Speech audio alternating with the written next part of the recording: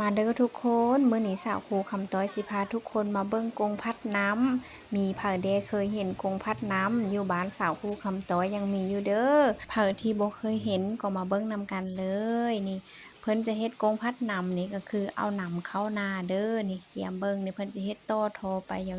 วๆไปแบบนี้เอาเสาน้องปลาแด้เอาเสาเข้านาแด้อันนี้แม่นกรณีที่เฮาบ่มีเมืองเนาะหรือว่าบ่มีเมืองชลประทานนั่นแหละเขาจะอาศัยกงพัดน้ำนี่ตักน้ำแล้วก็มาใส่หางลิ้น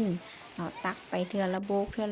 ละโบกก็จะมีน้ำขึ้นไปแล้วก็จะไปทอกใส่หางลิ้นก็จะไล่ไปใส่โท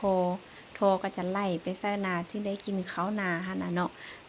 ก่อนจะได้กินข้าวนาบ่แม่นของธรรมดาเด้อและอยู่บ้านนี้ก็บ่ได้ใส่แต่กงพัดน้ำต้อนำเข้านาเด้อยังใส่กงพัดน้ำนี่ตำเขามีเผอเคยเห็นเด้นี่ตำเขาอันนี้บ่มีเขาก็จะเอาผ้าห่องปะไว้เนาะเพื่อว่าบ่อยากให้คกเฮาแตก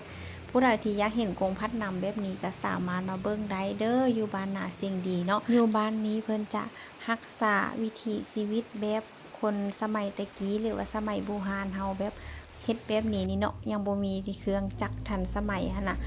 มาเบิ่งเด้อบรรยากาศดีสุเจ้าพาลูกพาหลานมาเบิ่งเพิ่นจะมีร้านอาหารตูบน้อยๆแคมนำนี่เฮาชมบรรยากาศพร้อมได้อยู่บ้านใดยังใส่กงพัดน้ำแบบนี้ก็คอมเมนต์มาบอกสาวครูคำต้อยเด้อผู้ใดที่บ่เคยเห็นก็มาเบิ่งนำกันเลยเด้อทุกคนวิถีชีวิตแบบบ้านๆและผู้ติดตามสาวครูคำต้อยที่น่ารักทุกคนสมอยู่เมืองใดแข่งใดเม้นมาบอกสาวครูคำต้อยเด้อ